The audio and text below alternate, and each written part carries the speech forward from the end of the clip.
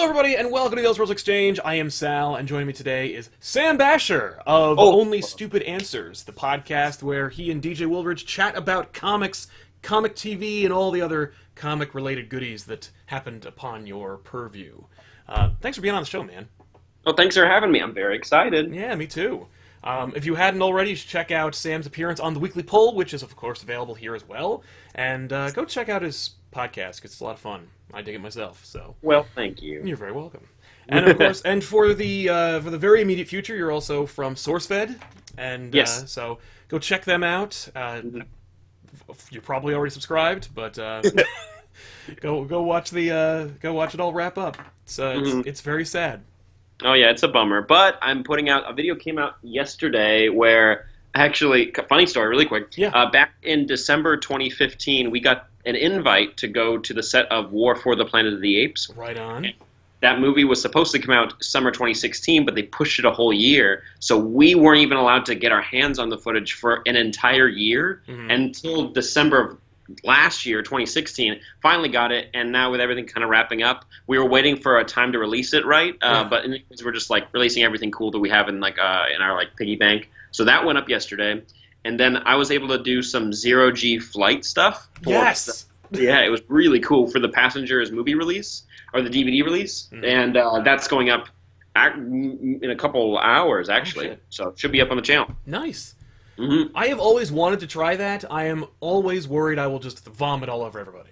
Oh, well, one person did because they were filming and they were staring at their screen and they were getting really sick. Right. And one person, this is a woman came with us. She's a weather woman. She's very popular. She's very beautiful. She's very popular on social media. Something happened where during the time when you ascend and it's 1.8 Gs that you're experiencing, two people fell on her and we thought she sprained her leg, and then once the plane landed we found out she broke her leg in two places. Oh Christ, no.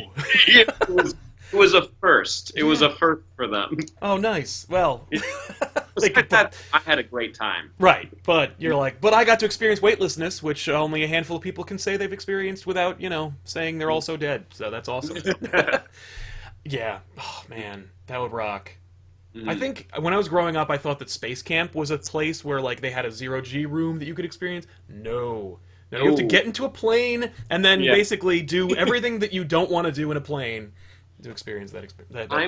I'm so afraid because I was like, I wonder what kind of angles that plane's hitting to it. And then someone showed me footage from outside of a plane, and you're going like this, and then you're going like this. Oh no. But from the inside you can't tell, and I'm like, okay, that's good. I don't ever need to look at that. I don't ever need to be a pilot of a plane that does that. Yeah, no. Yeah. That's awesome, though. Congratulations on... Well, thanks. That's the craziest thing about YouTubing is checking off things on a bucket list you never knew you fucking had. Then you're like, oh shit, turns out I've always wanted to do this, and now I don't have to worry about it. Yeah, no, it's a lot of opportunities and luck, and just random stuff happens, and so you take advantage of as much as you can. Right.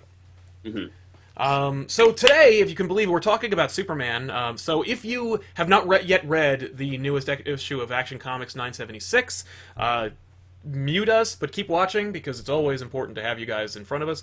But yeah, we're going to spoil it a little bit and speculate a little bit about the implications thereof, because Superman Reborn has wrapped up in a nice 3-chapter package, where we got the return of the New 52 Superman, and and all that implies. So I guess we can do a little bit of a wrap up or a roundup of kind of what happened and what it all means, because they also Oh yeah, no, but so it opened up with you're trying to figure out who this mystery Clark Kent is, and it's, oh my god, I love that mystery. It was such a cool rebirth thing for them to play around with. But we find out it's the return of pre-New 52 or whatever, Mr. Mixie Spidlick.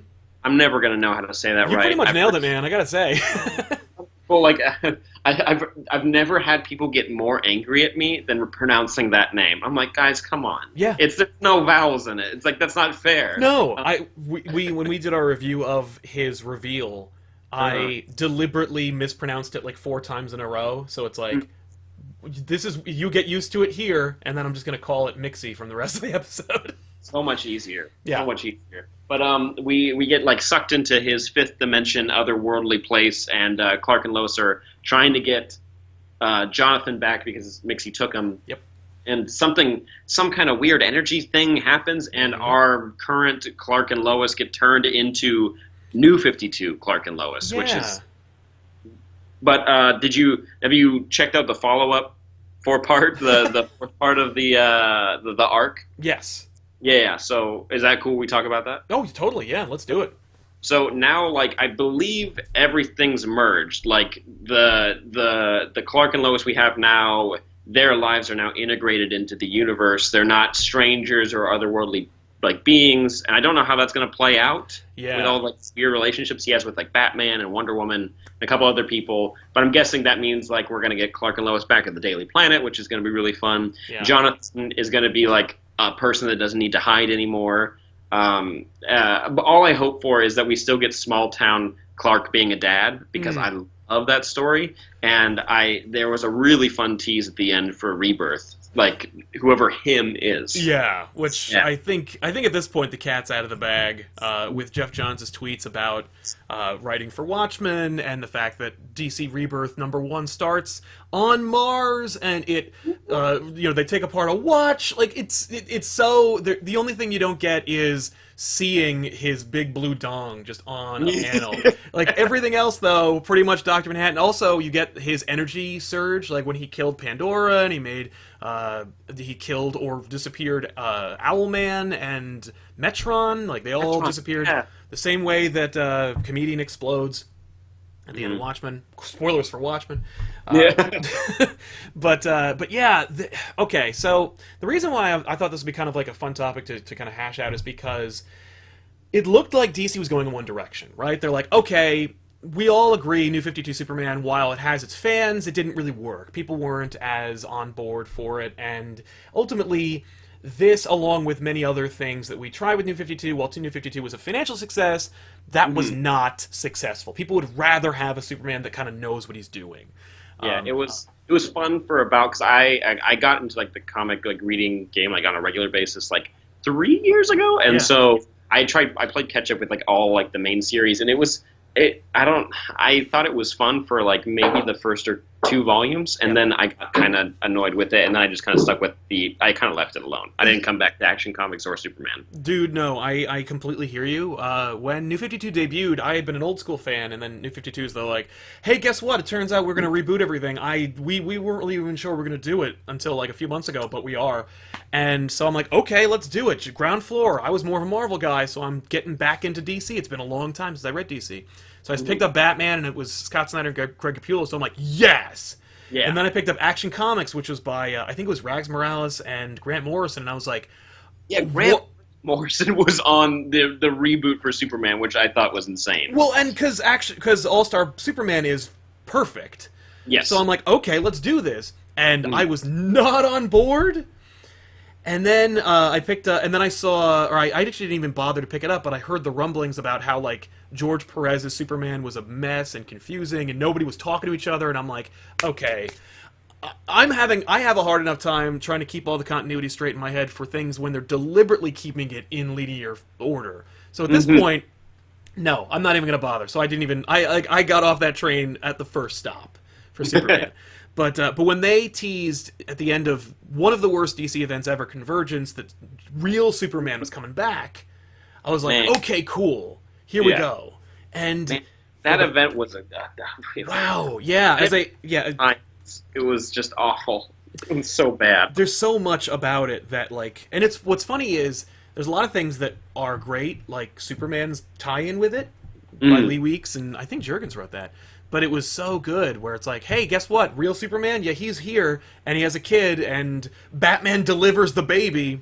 And you're kind of like, this is cool. This is a fun little... And by the way, I mentioned that only because at the end of this issue, that's retconned. They kind of changed that. But the implication was DC being like, look, we know Superman doesn't work. We know that we need him to get working in order to get everybody on board for DC. So what we'll do is we'll just kill him and then replace him with the Superman you want. And they took pains to develop this real Superman, and establish him as number one, a father, number two, like a landowner in wherever Hampton County, Hamilton. Hamilton County. Thank you. And like he's just they're establishing that he's an outsider and he is old school fans. He's the avatar for you. If you read comics like 30 years ago or 20 years ago, you will get it because he's going to be like, this place is kind of familiar but weird. The whole damn series of Trinity for the first 6 issues is basically being like, look, Superman might recognize all these people, but they're not friends. They don't know each other. So let's make them friends. But then with Superman Reborn, they're like, fuck it. Yeah.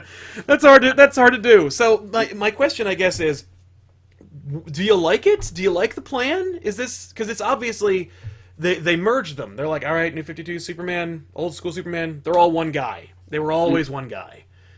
I think that's them kind of playing fast and loose. I think that's them being like, no, you know what? I think we can get away with this. Mm-hmm. I'm on board with all of it. I actually really liked the Trinity run where you had. I liked that we were like that Clark referenced something from Bruce's past. Yeah. That I'm not sure if it happened or not. Like the rainbow suit for him. I don't know if it happened for him at all. Yeah, I kind of it did, but I'm excited to see like how things like reintegrate and readjust over. I'm guessing like it's gonna be like a month or two where we like this would be a question, but I think we'll get over it pretty fast. Hopefully, I don't know. What I'm excited for, I want to see more of Superboy interacting with more of the DC universe. That's what I'm most excited about. Oh yeah, I mean, have you been reading Super Sons at all? Yes. Oh, both issues. Yeah. So I mean, yeah, it's only 2 issues, but it's phenomenal. It's already one of my favorite series from DC right now. No, it was very hard for me to get on board with Damian.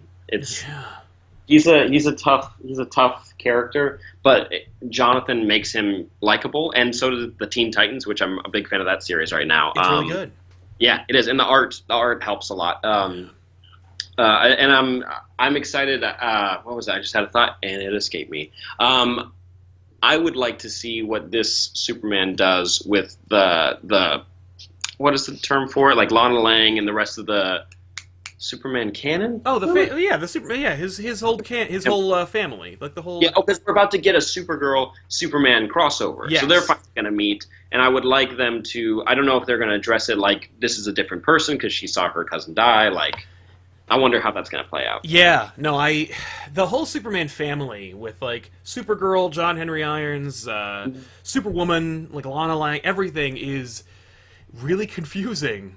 Yes. And having pre-New 52 Superman kind of like in the world going like, look, hey everybody, I know I look familiar, but I'm not the same guy. Now by them being like, no, he is the same guy. The reason why New 52 Superman didn't work is because real Superman wasn't merged with him yet.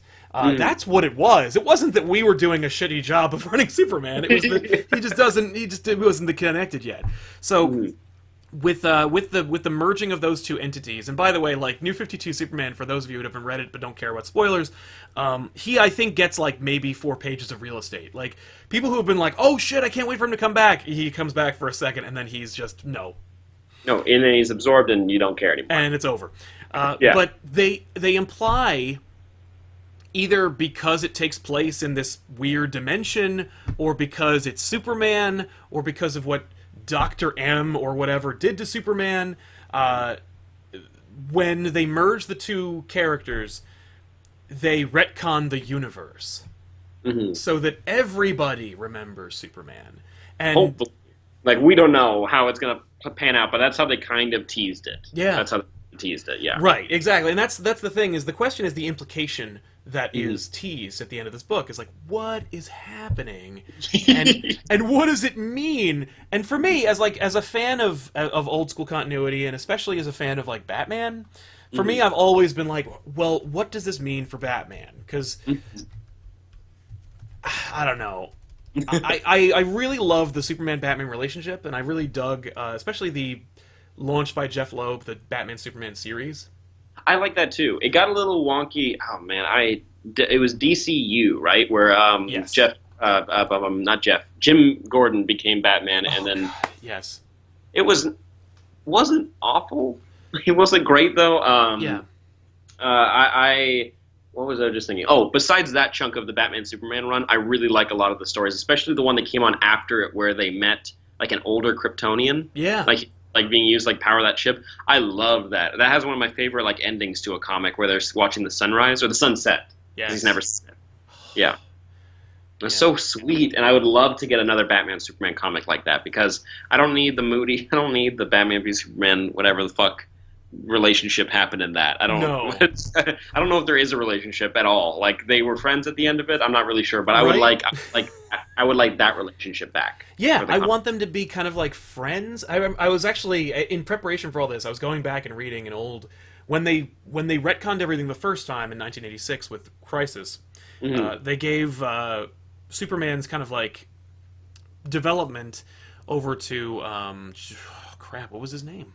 John Byrne with Man of Steel, and so we get to see Batman and Superman meet for the first time in 1986. And it's so bizarre because I had always grown up kind of being like Superman and Batman are friends. Like they're like two beat cops that have worked together for 25 years and they would take a bullet for each other.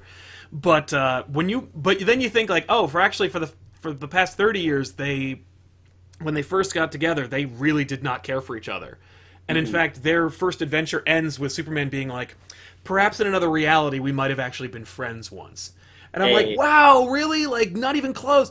But over time, they develop and become pals. I want that to be there. And the issue that I had with Trinity is that there was always this barrier of real Superman being like, but you're not Batman though. Like, you're not my Batman.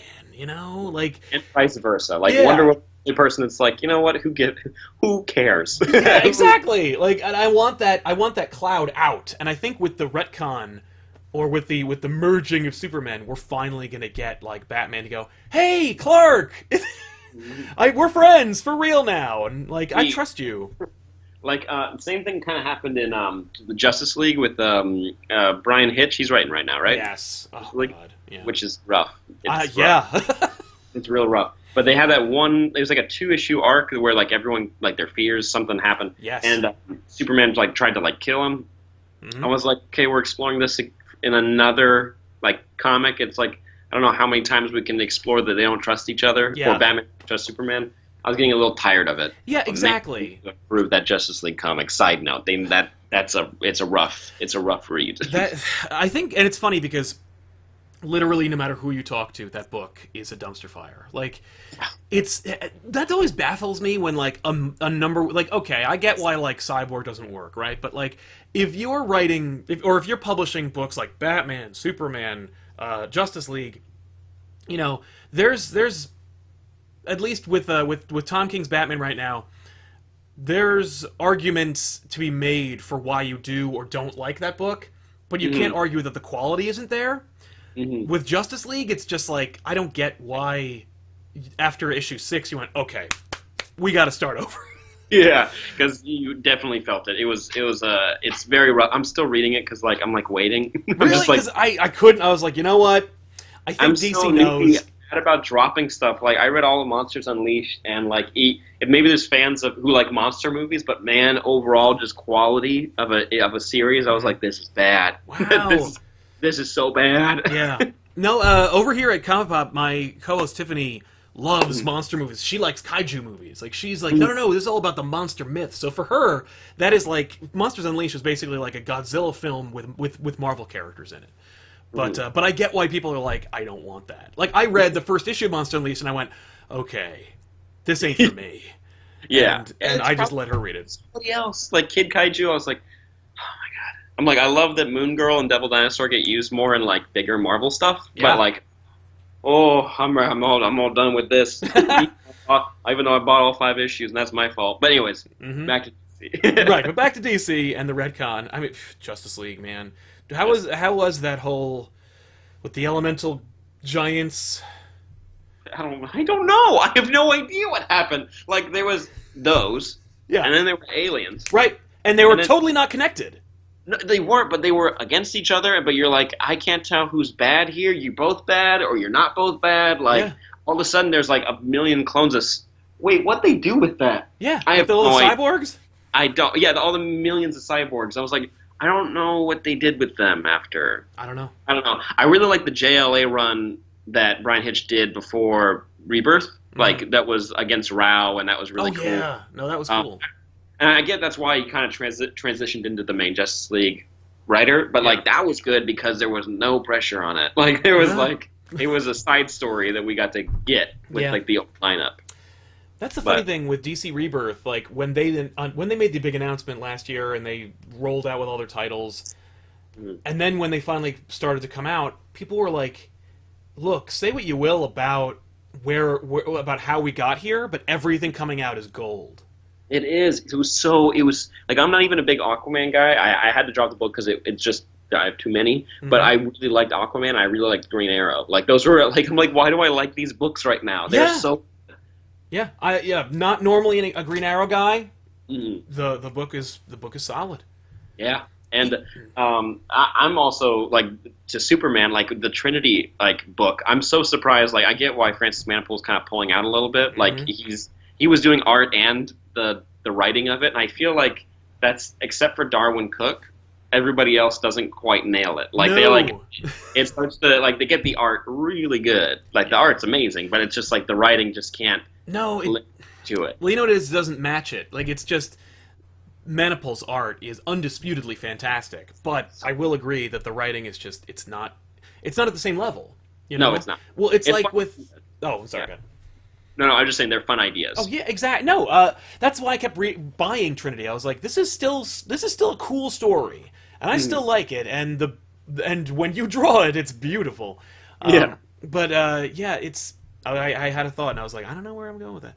But it was literally like when the artist doesn't match. Oh, it's when I was reading Superman, like the adjectiveless Superman, where it's with Peter J. Tomasi and Patrick Gleason writing it. That book, it doesn't matter who's drawing it. You know, like there are some days when it's amazing looking, and even when it's not great looking, I'll read anything Tomasi writes now because the dude knows how to do it. I don't know what he's written before, but it is like he I'll read Action Comics too, but something about Dan Jurgens, it's like I don't know, I'm not getting. I think what I love about Superman right now is the family aspect. That's right. And I need more of that in these issues, like in more Superman stories. Justice League, throw him in there. I don't care. Just keep throwing like his family in there. I love it. Yes, I adore it. I hear you, man. I never saw Superman as a family man, like as a father and a husband, except when he was a husband. But even then, the father thing was never going to happen. But once they even implied it with Convergence, and I thought maybe it was just, oh, it's something I like in Convergence. Maybe I'm just amping it up too much. No, the concept is just so solid and so like attractive, and then the execution was so perfectly well done that it's like yes. So I think we're gonna lose the farm. I think that everything is. I think we're gonna get. I think John is gonna have to move to the city. That's gonna suck because I like his little girlfriend he has right now. Like the county fair issue is probably because it's so heartwarming, and you get to see how they work as a family and what kind of kid John is. Like you get just to learn like how these people operate, and I love that, and how they're perceived by other people. But I'm glad we're getting away from like Clark White and just like we're getting back to the Kents and just feeling more comfortable. Once Lois broke into like other Lois's apartment in Metropolis, and she was like, "I'm going to pretend to be Lois to get this story." I'm like, okay, first of all, there's no way that you're going to move back to that farm. You are going to take the apartment. You're going to keep being Lois, and now it's like, no, we merged her, so she looks a little younger, but it's still her. There's no way that they're not going to move them to Metropolis. Now, it could be that they'll create drama by being like, Lois needs to be in Metropolis, but Clark needs to give John stability, so they'll stay on the farm, and Lois will like commute occasionally from Metropolis. I don't know. I'm down because I love the architects behind the story. So even though I can't necessarily predict what's going to happen, I still trust what they're going to do with it.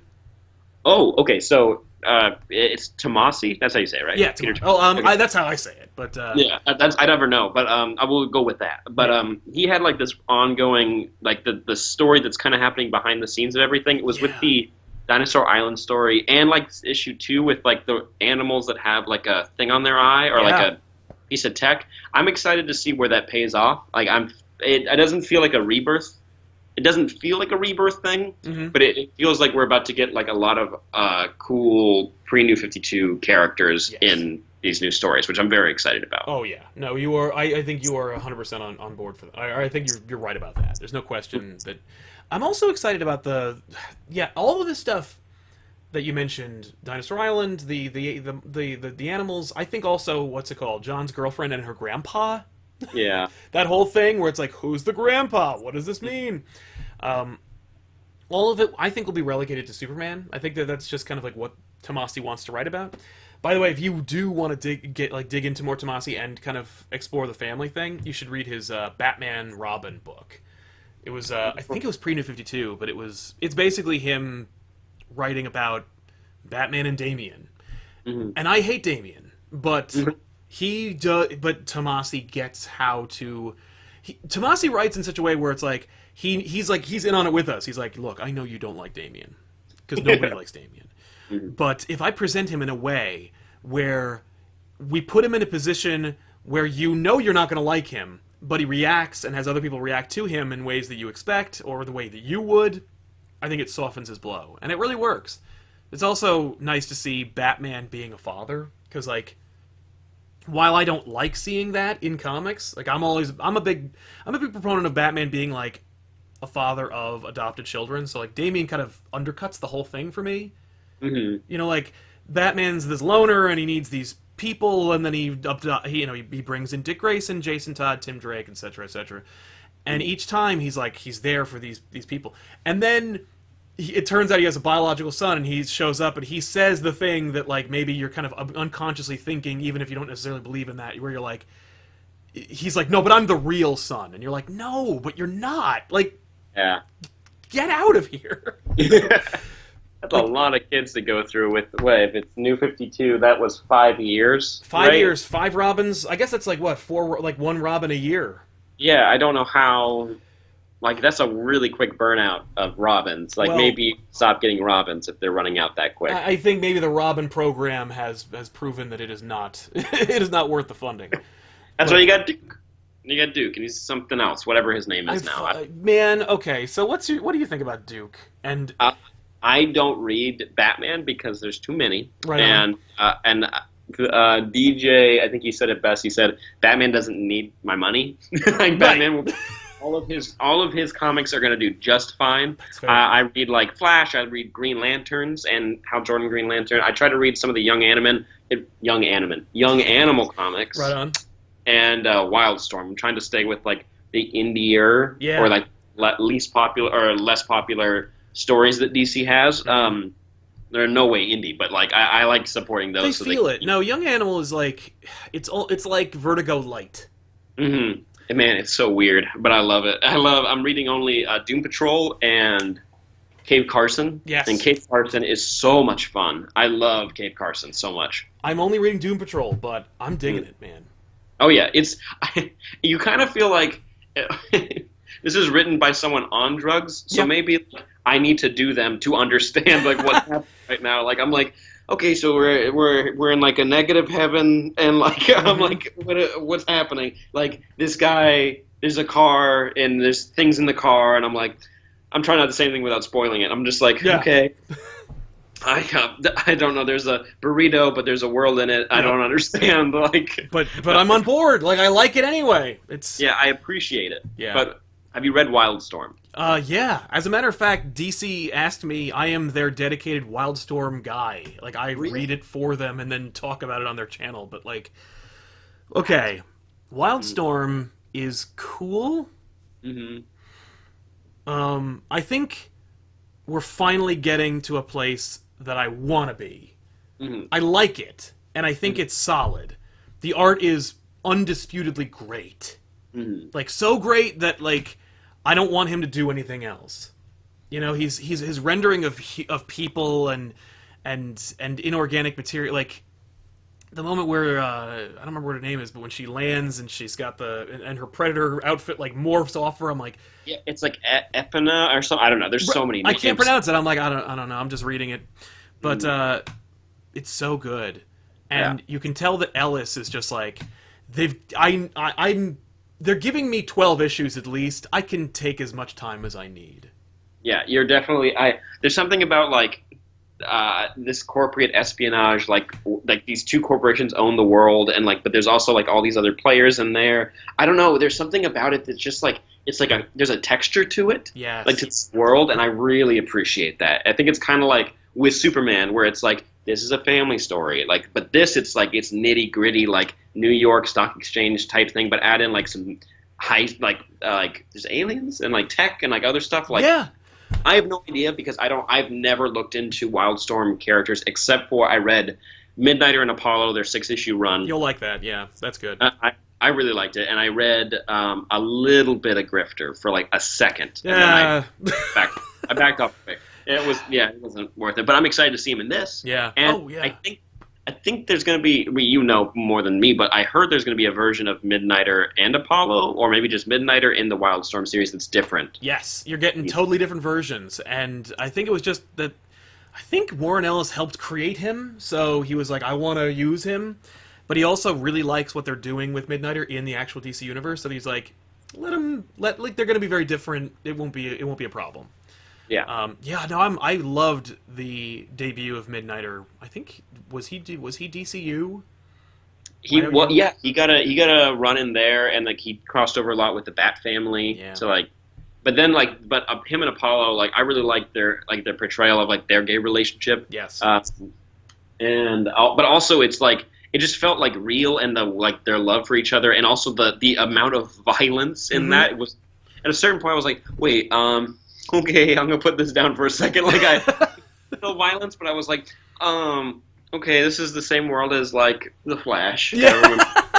Like, I like thinking about that when you get like a super violent comic. I'm like, or like Punisher. You're like, okay, Spider-Man's running around making puns. Yep. And this, this psychopath is just openly murdering people viciously in like the worst possible way. Oh, like when you watch Daredevil and you see like Kingpin do that door thing, and you're like. God.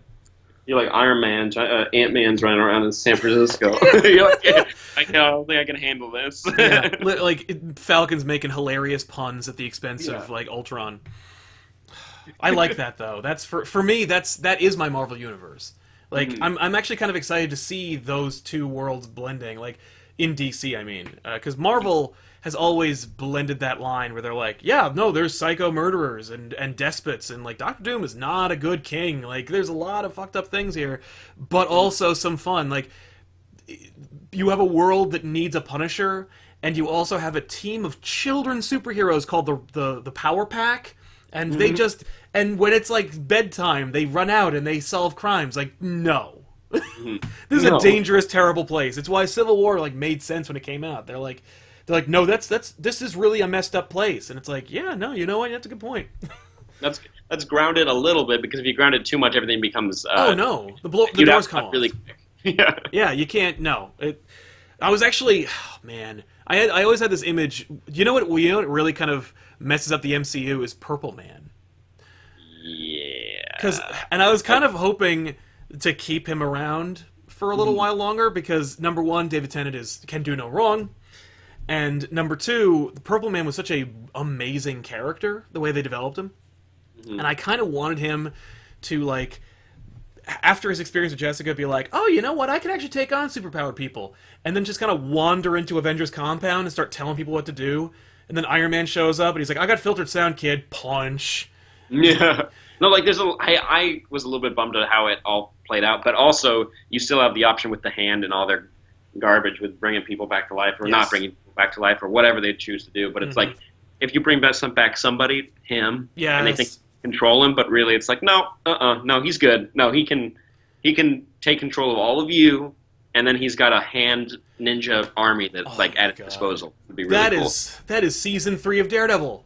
Oh my god, I loved David Tennant. Like, he was, Jessica Jones is my favorite of all those shows. Like, the most solid. Yeah. It's like a few supporting characters which could have gone away really quick in the season, but yeah, I'm excited to see what else they do with Jessica Jones in season 2. But Me too. when it comes to like darker stories in DC, I'm excited for Wildstorm. Now, are there any like really dark Superman stories? Do they ever like really dabble in that besides like him in Dark Knight Returns? Oh And, yeah. I mean, the whole point. There's actually I'm reminded of a story where Lois Lane was kidnapped by the Parasite, and she was. I think Superman was shot by a Kryptonian bullet or a Kryptonite bullet, and Batman's taking him along, like because Lois is missing, and he's like, I need a detective and I'm dying. So he calls Batman, and Batman and he work together, and they find Lois in a. I think it's Parasite had like a crawl space kind of like location where he threw all the bodies of people that he leached. Yikes! And so Lois is in there, and it's amazing because Superman has all these amplified senses, and Batman like gives him like this special like stuff you put under your nose, like in Silence of the Lambs, and he's like, it messes with your sense memory, so like it'll block out this smell, but you can't smell peppermint anymore, or it'll bring it back. And it's just really like it's a very very dark Batman-esque story, but with Superman at the foray, and it's like, yeah. But it's usually Superman reacting to the darkness of the world. He's the light of the DC universe. So he's the one who's... Like, they rarely have Superman, like...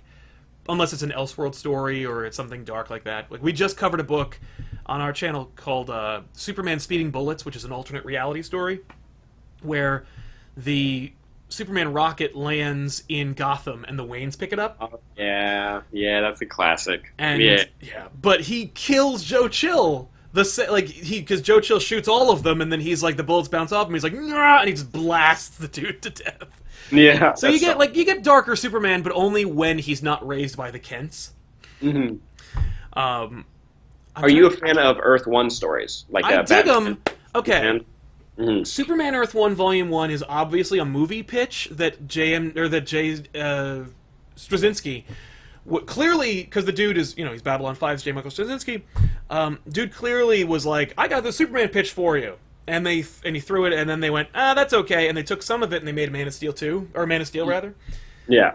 But I like it, because it's still Superman. Like, Earth 1 Superman is still Superman, for me. Yeah. And I like, the love interest is unique and fun, and I like the she's like a prostitute or stripper. I don't know. I've only read the first 2 volumes of Earth 1 Superman. Oh, or volume 3 is when we get to deal with the arguably the most popular like Superman villain. I love the way they handle him. Okay. The way it ties up all 3 volumes. Oh, cool. Really nicely, and it explains what happened in the first volume, like who sent them. Oh, cool. Okay. Invaders. But have you read Batman? Yes, I have. Both of them. They're Birthday Boy. God, oh my God! Like I love the you see the transformation of Harvey Bullock, and like that. Yes. I love that, and but that scene when he lands in the basement, and you're like, okay, I can't I can't handle this. Oh no, he lands in the basement, and you're like, oh, I see why he's like this now. Like, Bullock's entire world is completely shifted and changed. Yeah. No, it's... Movie star, and then he drops into literally one of the worst criminals Gotham's ever had. Yep. Period. And I like that they left... You read Volume 2? Oh, yeah.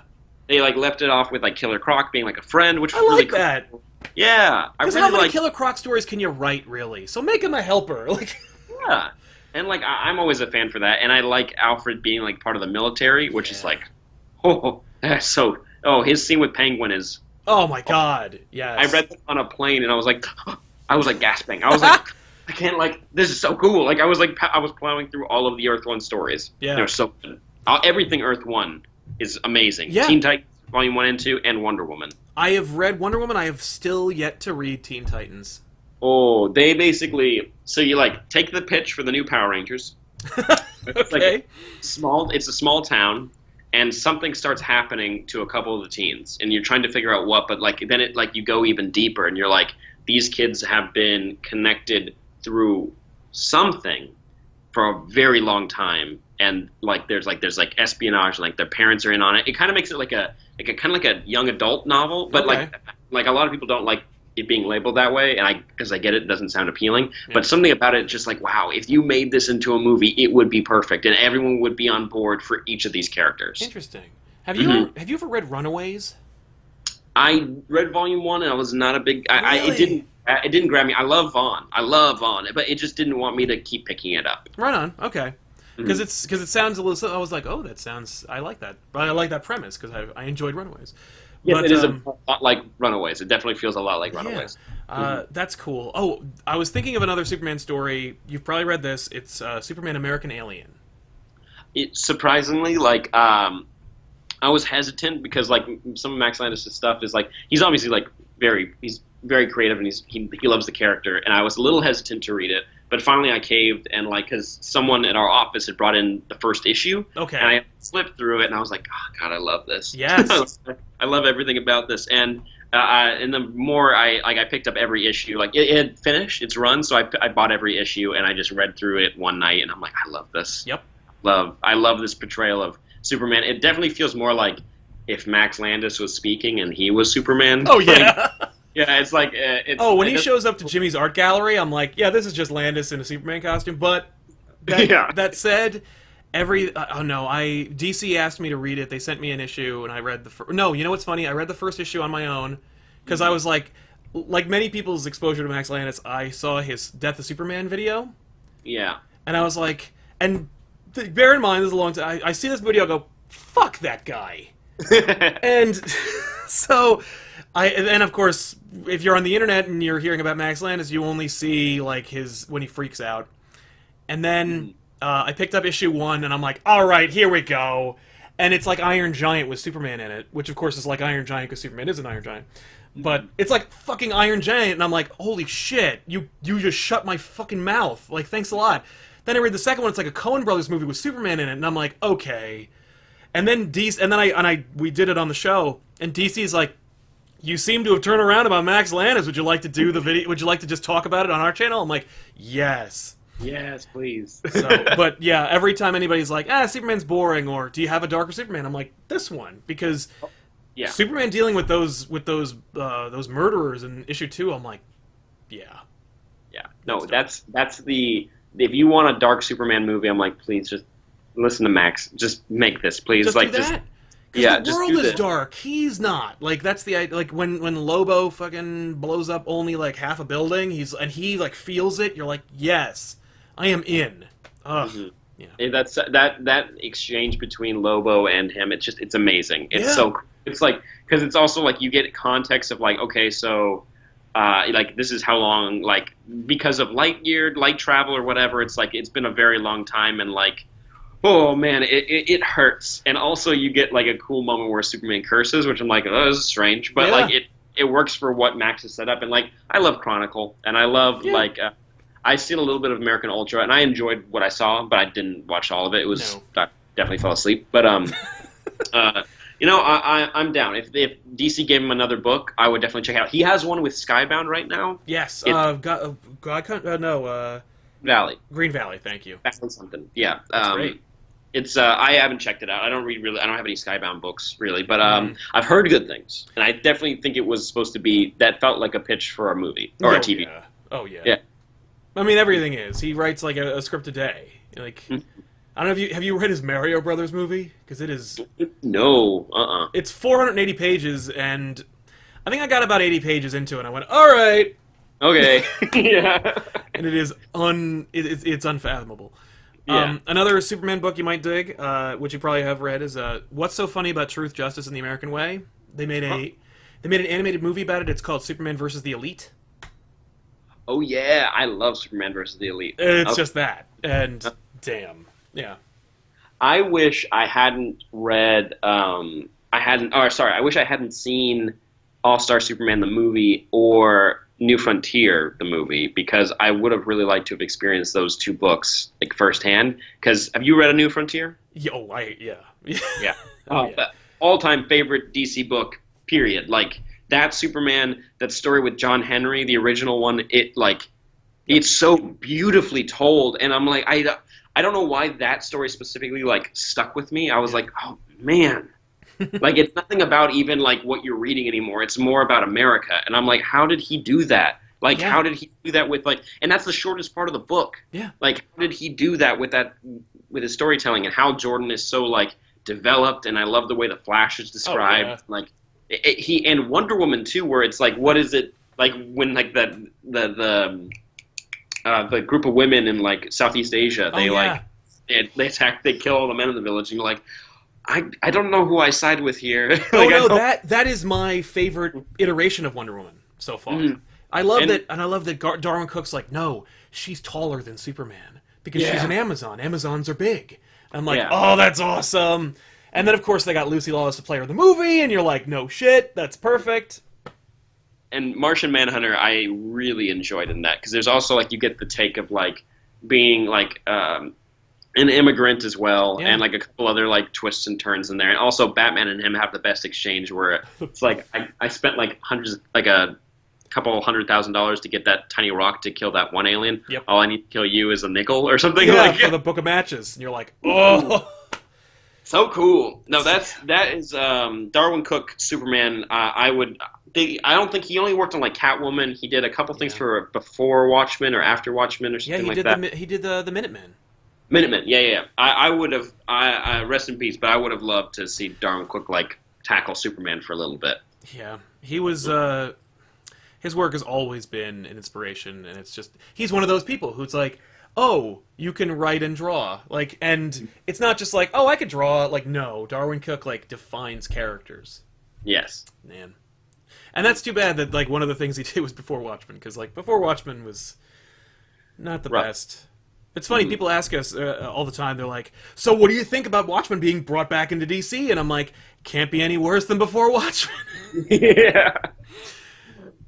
No, it's definitely fun to like investigate all that because like or look into like how Watchmen got created and like what is Alan Moore, right? Yeah. Blanking. Yeah. Yeah, like about like him wanting it was Charleston Comics. It was like the Charleston Comics characters, yeah. Yeah, like that was just such a cool thing for me to learn. So like I'm excited to see like those iterations of those characters if they're going to appear or not. Oh yeah. Like eating like current comic book characters that we have like that are Charleston or Superman. Like I want to see what an interaction between our new Superman who is just so grounded and like he has so much hope and love in his heart to like talk to Dr. Manhattan. Oh my God. Yeah. I mean, like that's well. Here's the thing. Okay, so we talked a little bit about on the weekly poll about how you dig Man of Steel.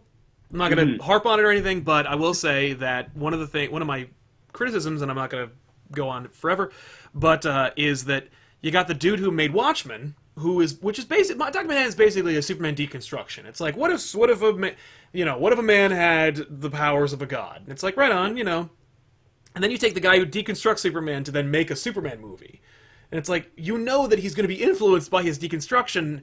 And for me, Man of Steel is a deconstruction of Superman, but you need Superman to exist in order to have something to compare it to. For me, I'm like, no. But I'm excited to see that finally explored in the pages of DC, where they're like, they are going to have Superman versus, or at least ideologically versus Dr. Manhattan. I mean, that's coming because like he changed in this issue alone. He changed the universe with his hope. Yes, which is incredible, and I like that Superman it was in the Superman non-action comics, but they dealt with multiversity. Yeah, which love multiversity. That is an amazing book to read. I love what Grant Morrison does with all those characters and just like building out new characters. I would like to see like he introduces in one of the issues a form of Alan Moore's characters. Yeah, like I forget what there was a name for it, like the not Americana, some kind of Latin name or something. But they like had the another Vox Populi or something. yeah, and they I would like to see like those characters also being kind of shuffled in here. I don't know, like they have a lot of opportunities to play with a lot of characters. I just hope that we actually do it. Jacob in the chat just reminded me, it's Pax Americana. Pax Americana, yeah. The fact that we have now established that you can take, if there is a counterpart character, we can just merge them together and make a pure version of it. I wonder if we will see either a return of some Charleston characters or a merging of Watchmen characters and Charleston characters to create a hodgepodge of those characters. I mean, Might be crazy. I mean, that'd be crazy. Like, it'd be crazy in a way to make it work, because, like, everybody wants to, for my money, everybody seems to want to see, like, Watchmen and DC kind of, like, bump elbows. For me, I'm like, no, because, like, people think Rorschach is cool, and while, like, yeah, Rorschach is an interesting character, like, you know, he hates gay people, right? Like, you know, he's a fascist. Like, Yeah. you don't want Rorschach, you don't want to read a Rorschach book, which is why I'm like, okay, well, before Watchmen, you had a Rorschach book, and it's like, yeah, you don't want to read that shit. Crap, who did that? I think Lee Bermejo drew it. I don't remember. But anyway, you know what? Brian Azzarello wrote it. He's the perfect person to write a Rorschach book, because Brian Azzarello hates superheroes. But yeah, man, I'm jazzed. Like, I am so on board for the future of this, because it means we're gonna have. It's one of those instances where we can have our cake and eat it too. We can have everything we want without having to sacrifice, like, how everything kind of succeeded. Mm-hmm. It's pretty sweet. So shout out to Peter Thomasai, whatever, and Right. Dan Jurgens, because they did an amazing job of, like, just merging every little kind of, like, problem. Like, we're gonna see how it plays out, but this seems like a pretty neat, tight solution to all of our worries. And I can't wait to see what Tom King and Joshua Williamson. Yeah, the button. Because, yes, so pumped, so pumped. Yeah. Mhm. I'm legitimately avoiding any, like, info, just so I could be as surprised as possible about the button. There was one thing that came out, and I was like, damn, I really wish they didn't announce that. I was like, why did they, like, it was same thing with Rebirth, like, with, like, news about Wally came out early. Yeah. And I was like, why? Please let me read this. Like, I controlled myself, but someone did right before I read it, because I got it digitally, and which came out at 2 a.m. Yep. After it came out. So, like, I was just, like, sitting up reading it, but right before I got it, someone tweeted me a photo of Wally in his new costume, and I was like, Damn it. like, I mean, like, I also it didn't come into my mind when I was, like, actually reading it. I was expecting him to, like, just show it at some point, and it not being, like, a continuation. Yeah. But man, did that comic make me cry? Like, I definitely cried. Oh, like, my God. I started screaming at the end of it, mainly because it was, like, 3 in the morning when I started I finished it. I literally the exact same thing. One of my buddies / co-hosts and I ran out to the comic book store at midnight, because that's when the physical copy came out. Grabbed it, brought it home, and then, like, under cover of darkness, like, making sure that, like, no one else could hear it, I'm just reading it. And, like, Wally and Barry, like, hug, and he's like, how could I ever forget you? And I'm like, oh my God. Unfortunately, I also was spoiled. I think the last page reveal of Batman taking the button out of the wall, I'm like, that was spoiled for me. So it did not blow my mind as much as it did when I saw it on some fucking website. But that said, like, the implication is still there, like, the gravity is still there, it still works. Mm-hmm. That whole scene between Barry and Wally is just perfect. I'm not even the hugest Flash fan, but even I recognize, like, A, the value, and B, the emotional connectivity between those two characters. I'm liking Flash Rebirth so far. Like, they had a fun idea with, like, a serial killer speedster. Yeah. Like, it's one problem with it. Like, I'm a big Flash fan, obviously. I got a tattoo of the Flash right here. Right on. Yeah, I got it. Nice. Yeah, and it's got some Francis Manipool inspired lightning, because I looked at it and I try to copy it as much as you can copy lightning and make it look good. That's awesome. Yeah, but Rebirth has been really solid for the Flash, so I'm excited to see what they do with this crossover. And God damn it, DC's on point. Yeah. I love Marvel's getting a little not convoluted. Like, it's just busy. There's a lot of, it's jam packed. It is. There's a lot going on. It's hard Marvel's to having some trouble. And you know what it is? For me, the way I describe it is, I don't think anybody's driving the bus. No, that doesn't feel like it. It just feels like, hey, we're doing this. Yeah, cool. All right. Yeah. Well, doesn't that contradict this? Fuck you. Yeah. You know, just, whatever. You know, like, well, you don't understand Monsters, like, well, but everybody hated Civil War too. Well, you don't understand Monster Unleashed was scheduled to come out next. Like, well, yeah, maybe you shouldn't release it right now. Maybe the right audience will find it, like, if you wait 6 months. But then what will come out? Well, how about nothing? How about just the books that come out on a regular basis? You're published, like, 200 books a month. Yeah. How about you scale back? No. Just take a break with the events. I can't. I also bought X-Men versus Inhumans. That was a waste. Like, Yeah. we get near the end, nothing. There was nothing that happened at the end of that book. Nope. There was no point. Nope. Whatsoever. And they never justified Cyclops being like the mutant Hitler that they implied. Nope. Didn't work. Nothing. Like, nothing at all. And then, like, Emma Frost just gets the worst costume Oh change my of the god. So dumb. It's like that right there is a first idea that they were like, well, there's nobody driving the bus. Who gives a shit? Like, there's nobody approving any of this or rejecting it. It's just whatever. How long have you been working here? 20 years. You get whatever you want to do. Mm-hmm. I don't know. With DC Rebirth, the most amazing thing is even when they did events, because they did Suicide Squad versus Justice League. That was a great event, and it was an event that took place within the span of a day or two, and it just works. It was Josh Williamson writing. It's just fantastic. But even the events that they've done since announcing Rebirth, they've all been, number one, tied in with the big event that's coming, and number two, small enough where you can avoid them, or you can read them, or you can skip it and then go back and pick it up later, and it doesn't affect the line item. It doesn't affect your enjoyment of whatever it is you're reading. If you're a Flash fan, you're not going to get screwed over by the big Batman event that's happening. Exactly. Yeah. It's just so, yeah, they clearly the direction is working, and I don't know if it's a dictatorship or if it's some kind of if it's some kind of republic over there, but whatever the government is in DC, keep it up. I think they just don't have Brian Michael Bendis writing 15 damn comics a month. He can't. He's writing, as far as I know, he's writing Spider-Man. Yep. Miles Morales. He's writing Riri Williams, Iron Man or Ironheart. Yep. Wait, what else is he writing? He's writing Infamous Iron Man, which is Doctor Doom as Iron Man. Yes. He wrote Civil War 2. By the way, that Doctor Doom book is still really good. I will say. Like it a lot. Bendis, when he cares, he writes some pretty tight stuff. I mean, he's gonna do Defenders. And Defenders is basically just his run on New Avengers from 10 years ago. So I have complete faith that will be cool. Oh yeah, and he's writing Jessica Jones too. Oh yeah, Jessica Jones. Yeah, Alias. Yeah. Which is rough. It's rough. It's not perfect. I'm not a fan. And I loved Alias. Yeah, that's really good. This one right now, I'm like, you're dealing with big universe stuff. You're trying to wrap up Civil War 2, but also trying to make a story that is adult. But I'm like, I don't know if I'm totally sold. But I love Jessica Jones, so I'm like, yeah, no. Have you read Flash today?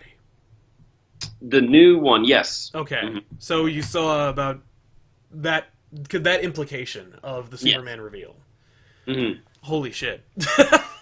I'm very excited to see, because it's gonna. I'm guessing it's not going to play out in the next issue of Flash. It'll be... Wait, that's April. Wait, then it should be the button. I don't know. I think it's the button. I think it's...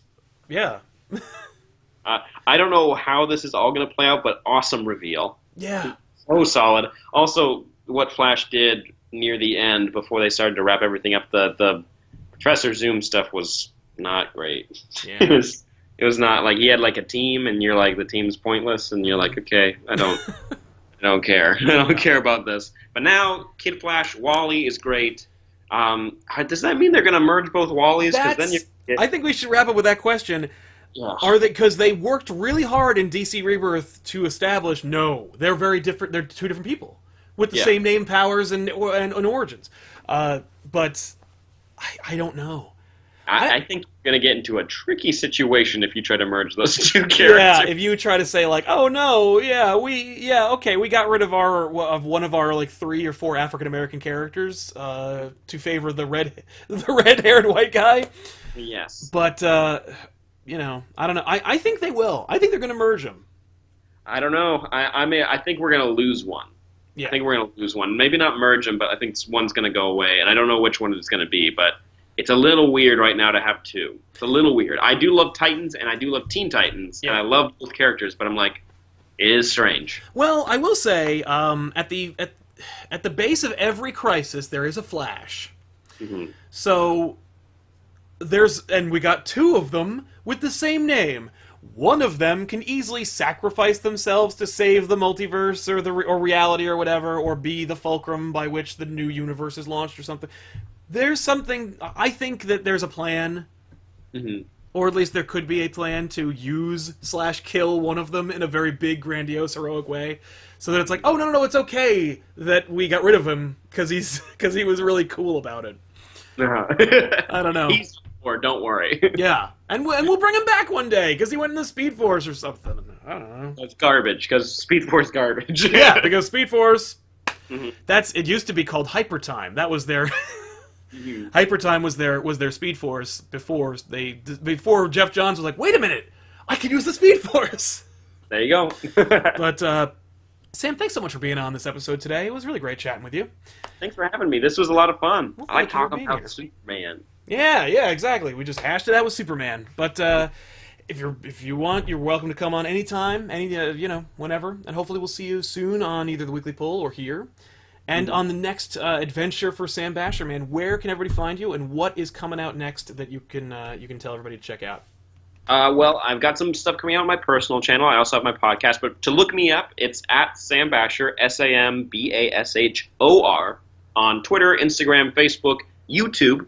And then my podcast, it's called Only Stupid Answers, and we're on everything besides SoundCloud. But we're on iTunes, Spotify, Stitcher, iHeartRadio, Player FM, Google Play Music, everywhere. So, and there, me and my buddy DJ talk about comics, TV shows, movies, all sorts of stuff. Nice.